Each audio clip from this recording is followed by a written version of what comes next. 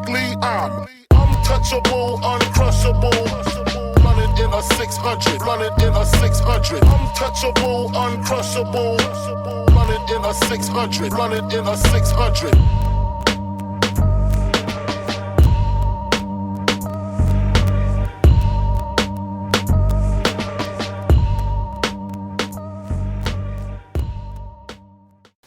Welcome to another episode here of Punch in the Face Radio. I am your host, Brandon Stubbs. Appreciate you joining me here on another broadcast. On today's show, I'm going to discuss here the newly booked fight here for the heavyweight championship, for one of the heavyweight titles, that is. For the IBF World Heavyweight title, Anthony Joshua versus Charles Martin. I'll give my take on that. As well as a legend willing to fight a fan. I'll elaborate a little bit more on that as well. Also interviews here with Jamal Smith of Bellator and Rebecca Ruth, also of Bellator. Both of those fighters will have a fight here. Rebecca is Bellator 150. Jamal is Bellator 151. Make sure, as always, you follow me on Twitter at punch_2the face. Feel free to also shoot me an email if you have any questions, if you don't want to send it on Twitter or not enough characters, at brandon@punchtotheface.com. And as well, make sure you visit the site, punchtotheface.com. So, as we're recording this, got booked here today. Kind of a interesting fight that's been made here in boxing is Charles Martin, who's defending his newly won IBF heavyweight title against Anthony Joshua. Now, Martin's actually going to go over to the UK. He's going to go fight here on April the 9th at the O2 Arena in London. So he's going to be pretty much fighting in Joshua's backyard and defending his IBF world title. What's interesting about this is a couple of reasons. One, Charles Martin is a PBC fighter. He is a Al Haymon fighter. So we typically don't see them going out and doing work for other promotions. We definitely don't see them going across the pond into another country to fight, in this case, defend his title. But for Martin really didn't have a hell of a lot of choices if he wanted a big fight. Deontay Wilder was dangling out there, but looks like that won't happen, at least for now. So kudos to him for willing to step up and actually go over and fight over in the UK against Anthony Joshua. Now, like I said, Charles Martin won his title in kind of a controversial fashion, if you will. The fight was stopped due to Glasgow hurting his knee. Glasgow was the IBF champion at the time. I know I'm going to mispronounce his first name, so we're just going to go with his last name of Glasgow. You know who he is, Google him, and what have you. But he ended up hurting his knee. And we saw the replay after the fight. You saw Charles Martin, try to say, is that power that got him. And, was really making a big deal out of it. And when you actually saw the replay, he never hit him. His knee, he just actually stepped funny, twisted funny, and ended up hurting his knee. And Martin ended up winning the fight due to him not being able to get up. He hurt his knee and couldn't walk. So, that's why he is now the champion. Now, for Charles Martin, he is 23-0 with one draw. He does have, 21 knockouts out of those 23 wins. This is going to be, besides Glasgow, it's going to be obviously a big step up in competition for him. The fight with Glasgow ended in the fourth round, I want to say. But that ended, so not huge win. And I mean, the fight itself sucked up until that point. Now, for Anthony Joshua, so definitely a step up in competition because he's been fighting nothing but local UK talent in regards to the heavyweight division. Really no one with any sizable resume. Kevin Johnson, maybe his biggest career win. A lot of the other guys would be considered club fighters here for U.S. standards. So this will be interesting for Joshua. Joshua's got 15 wins, all of his wins by KO. But he's going to have the home field advantage fighting over in the O2 Arena in the UK, over in London. Should be interesting. So Eddie Hearn is Joshua's promoter. He's going to be doing the legwork on this. Like I said, it's kind of odd, and maybe this could be a telling sign in regards to what is going on with the Premier Boxing Championships and maybe how Al Haymon stable as a whole. That he's willing to actually spread these guys out and let them fight for other promoters and not keep all the money in-house and keep the belts in-house.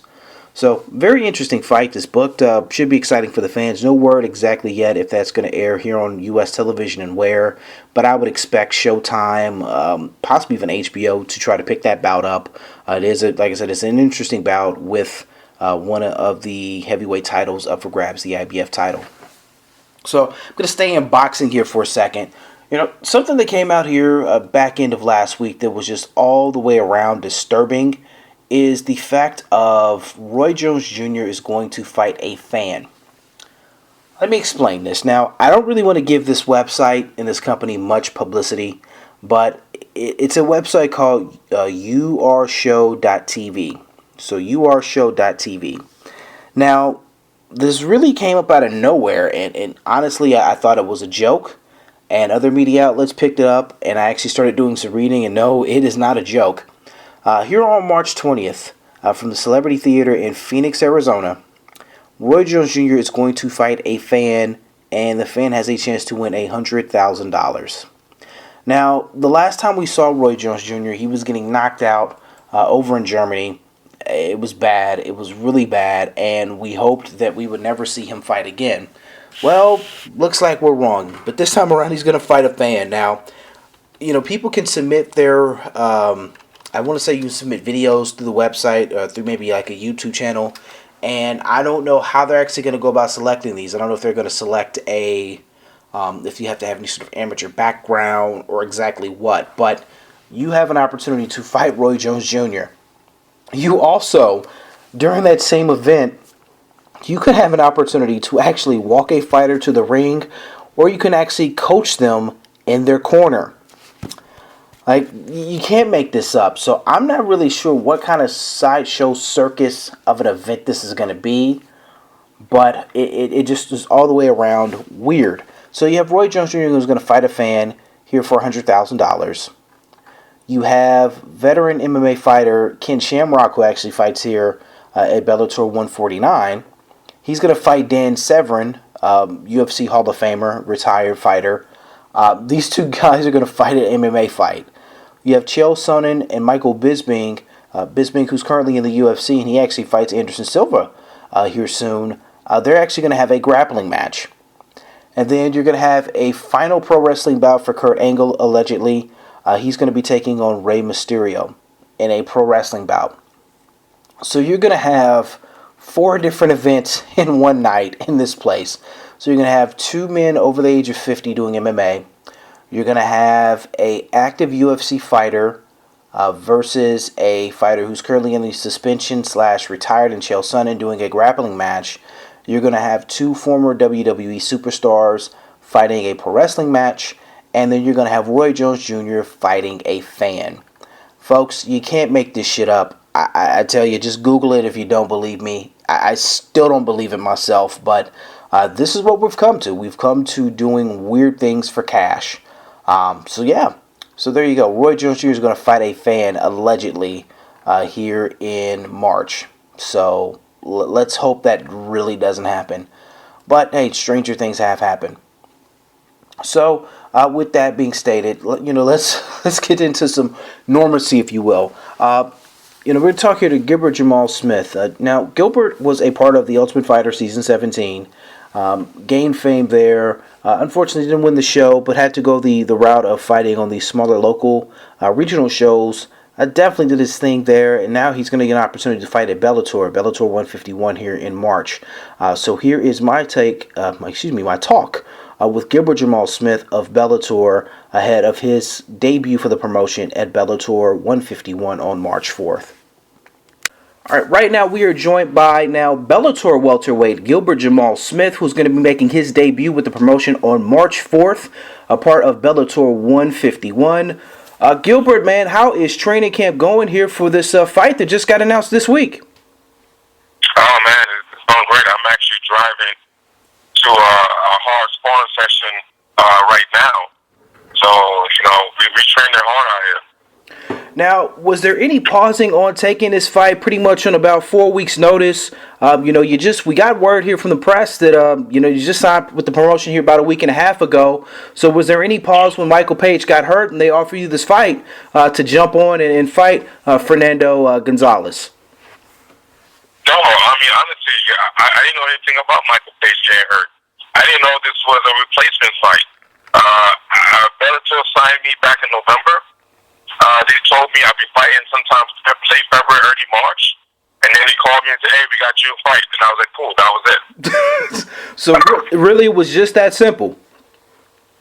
Yes, I'm a fighter. Fighter fights. Absolutely. Well, that's what we like. We like fighters who are willing to take it on and definitely fight on a moment's notice. Now, with that being stated, and with you finding out who your opponent is, what have you scouted early here on Fernando Gonzalez, who's currently on a 4-fight win streak himself? I mean, I know of him. I watched him fight. And I won't say I really scouted him, because I don't really care. But I'm more just focused on myself. Now, you're joining Bellator after a great run of, with some smaller promotion, most notably RFA, where you were the welterweight champion there. What made Bellator a good fit for you at this point in your career and at this moment?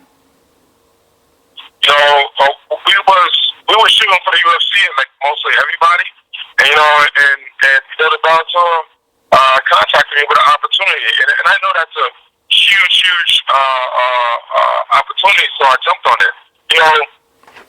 People can say whatever they want to say, but Bellator is making big moves, man, and I'm proud to be a part of it. Yeah, I mean, you definitely hit a key point there. I mean, just announced, Benson Henderson joining the welterweight division. He's going to be getting a title fight in April. You're now joining that division as well. So, I mean, it's really a happening thing there with Bellator. So you think that is now, like you said, it's they're making moves. Do you think it's going to get you the publicity and the shine that you've been grinding for since your days on The Ultimate Fighter? You think that now this opportunity, I mean, you're going to be co-main here on Bellator 151. So, I mean, is this... how big of a deal is that for your first fight out? You're going to be the co-main at Bellator 151. For a debut fight, it doesn't get no bigger. So, this is huge. Everybody around me is taking it very serious, and we're doing everything we possibly can do to make sure this is a success and we continue success. Now, I know you don't want to look too far ahead because you just have, like you said, you're going to be having that debut fight. But when you look at the landscape there at 174 Bellator, as they're steadily adding talent and possibly more talent as rumors are swirling around, I mean, is that going to be a high-button division for Bellator going forward? Not just, because you're in it, but just kind of the larger landscape. Do you think that's going to be a very talent-rich division in time to come here this year? Yeah, I believe it. I believe the division already have a tremendous amount, and so I think the things just gonna keep getting better. Now, one thing that you were doing here that we've definitely noticed here in social media is you're an Army vet yourself, but you're also going out visiting the troops, going overseas and spending time with them and doing camps and doing different projects with them. As a vet yourself, how important is that to give back to your fellow Army guys and still being a part of that? Granted, you're an MMA fighter now, but how important is that to give back to that side of your past? Well, the Army is what made me a man. I joined the Army when I was 17. I spent 6 years and I really became a man, in my days in the Army. So for me to give back to the Army, it was a blessing. Obviously, these guys that's deployed over there, and they don't have a huge outlet. So if I could have gave them just a little bit of a fun time during the holidays, it made the trip a success. So it was an honor. Is that something definitely going forward, since you had this experience here this past year, that if the opportunity presents itself, that you're definitely going to try to jump aboard and do more of?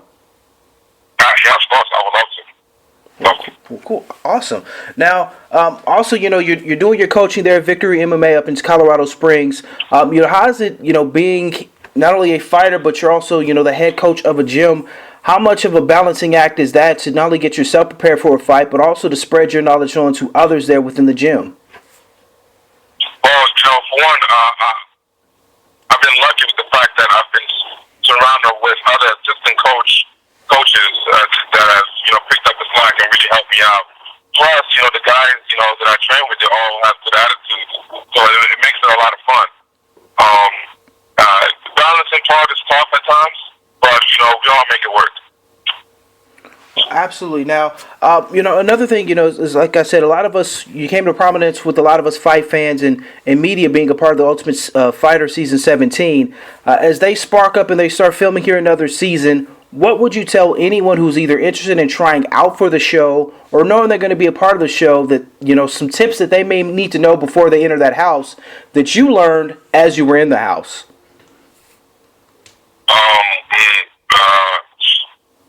Just I would tell people go try it out, and if you don't make it the first time, try it again. Next time your division comes, just stay ready. It's like one of those things, the Ultimate Fighter, which is a huge opportunity, and it was knocking on my door, and I opened it. And I don't really have no magic pill or no magic potion to give out, because I think in some ways I got lucky. So, but I just tell people stay ready and just go shoot for the opportunity. If it works out, great. If it doesn't, go back to your team, keep fighting, keep grinding, and then there's other ways to make it to the top.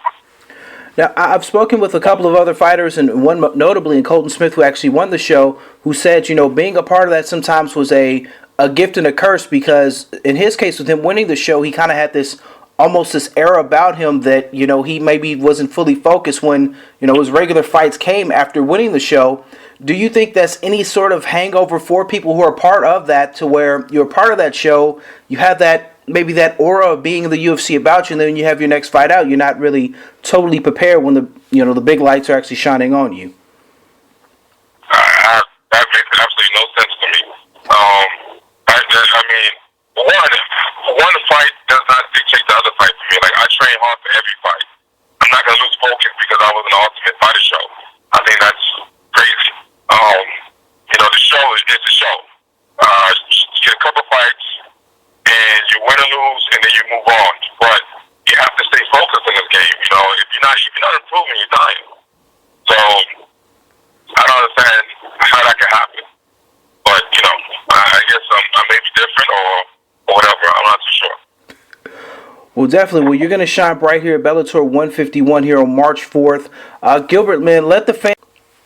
Yeah, they can follow me on the Facebook under Gilbert Jamal Smith, on Instagram at GJS Victory MMA, and Twitter at Jamal Smith MMA.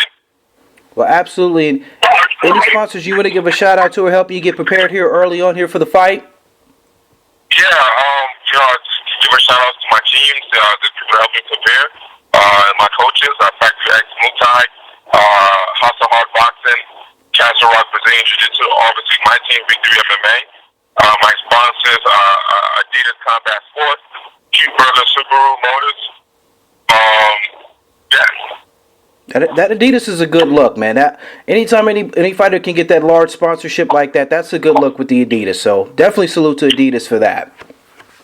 Yeah, they've helped me out and hooked me up with some really cool gear, so I appreciate their help.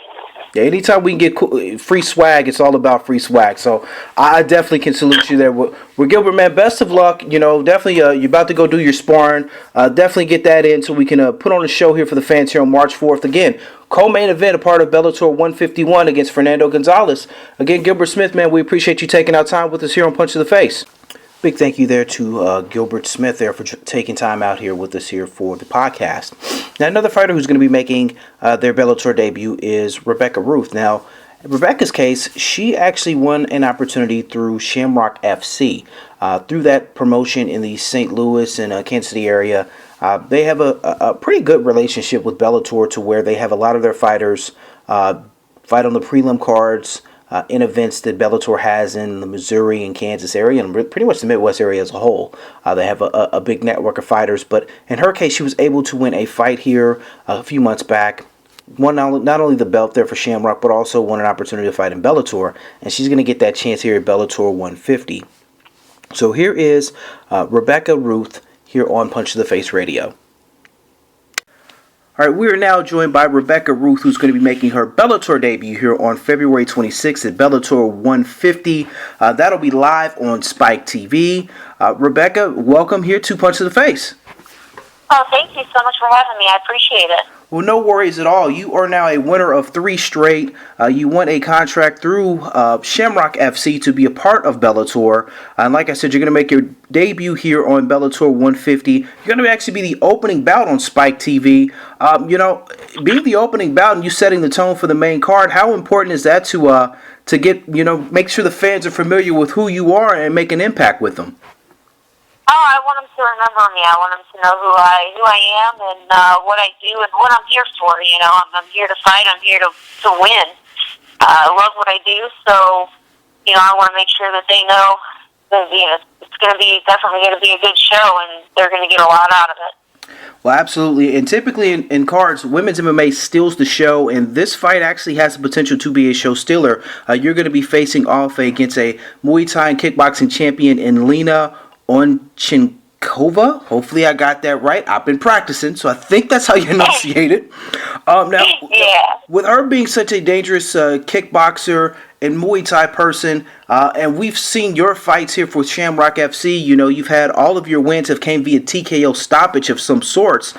Should the fans expect a stand-up war, or are you ladies going to take it to the ground and just shock us all?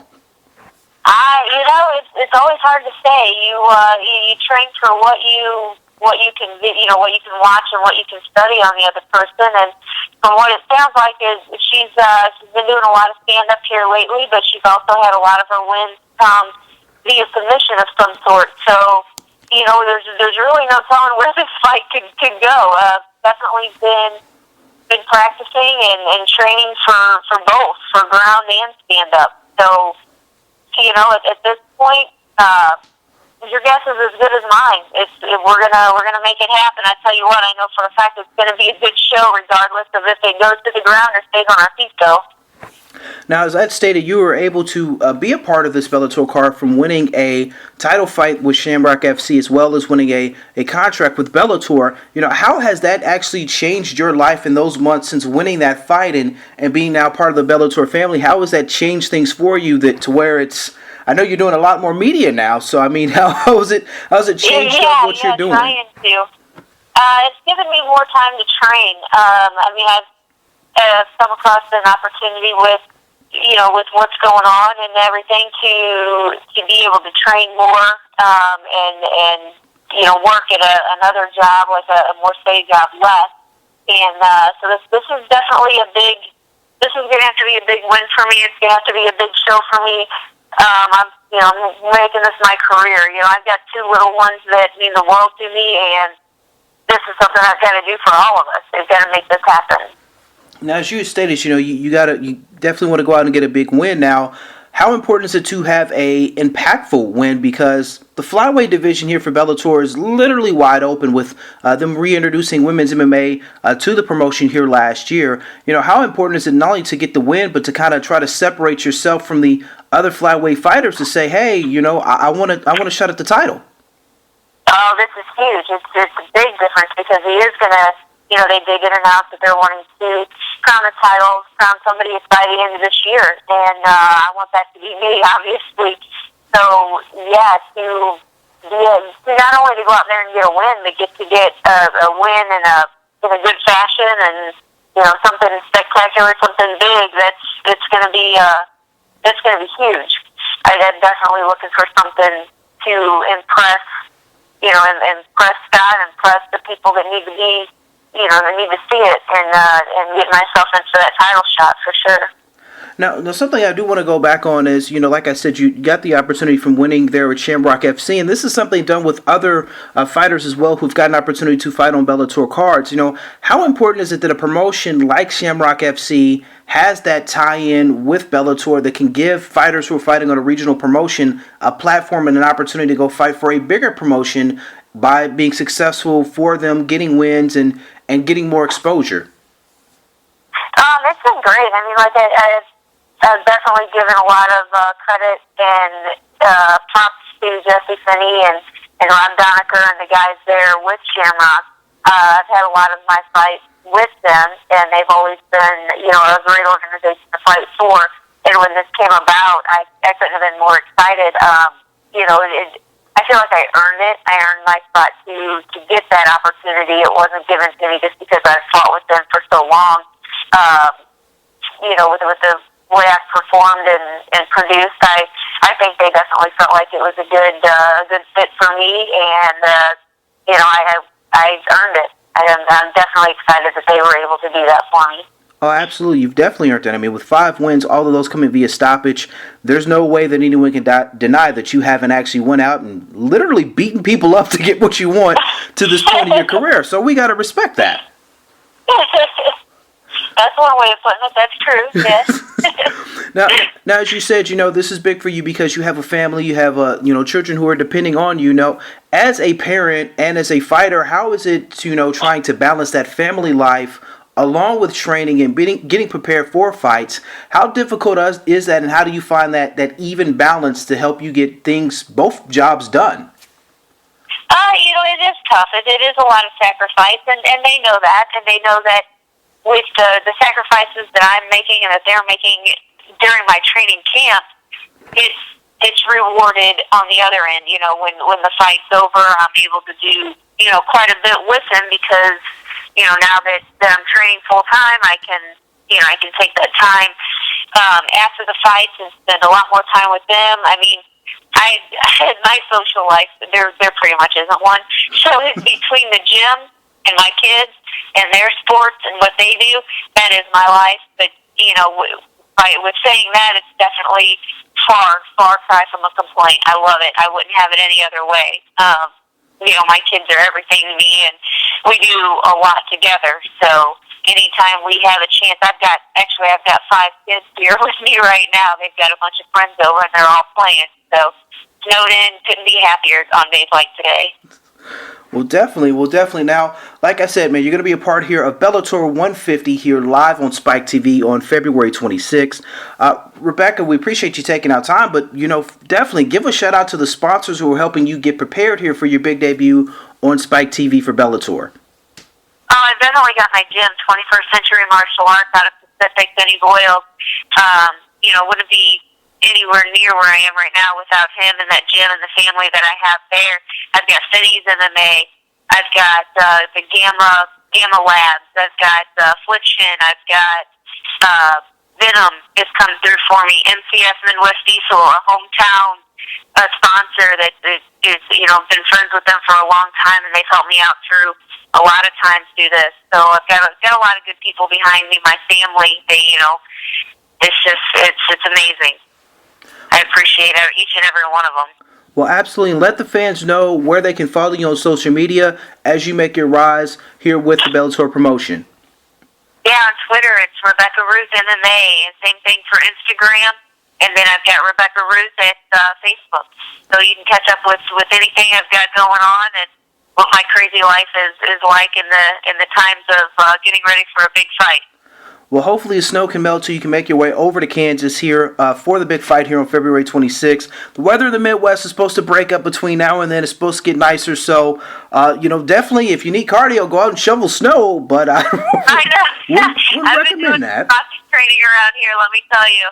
Running out in the snow and the freezing cold temperatures, it is what it is. I am not one for being cold at all, but sometimes you got to suck it up.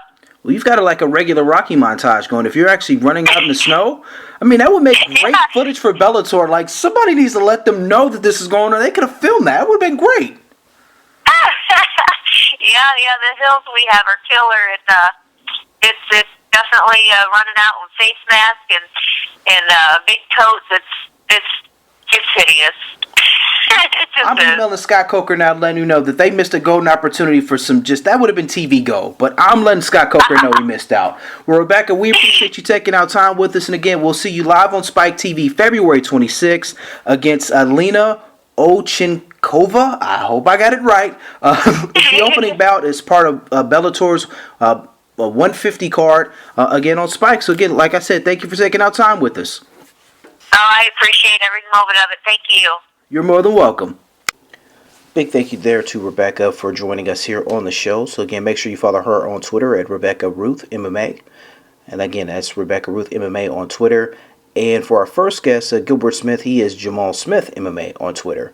Before we go, a couple other quick hits here. A lot of very weird announcement this week that Mayhem Miller, so Jason Miller, as he's known to most of us, who hasn't fought in I don't know how many years, I think since his stint as a coach on The Ultimate Fighter, had a lot of run-ins with the law and just seemed like he's completely lost his mind. Well, a MMA promotion out of Italy, Bellator FC, decided to sign him. He's actually going to be fighting for the promotion in when it's either April or March against former UFC fighter Luke Bryant. Now, which makes this even weirder is, really seeming like the same day or maybe a day or two later after the news of him signing here with the promotion, word got out that he actually got pulled over for a traffic violation in California, and given his combative history there with the officers, they actually called him back up. So there was like 15 officers there to actually just serve him with a ticket. Just given the fact that he's, tried to wrestle somebody. He's had several instances where he has gotten physical with the authorities. What makes it even weirder is the extremely odd press release that was released by Bellator FC's PR department. Pretty much saying that they didn't have to answer to anybody in regards to them signing Miller.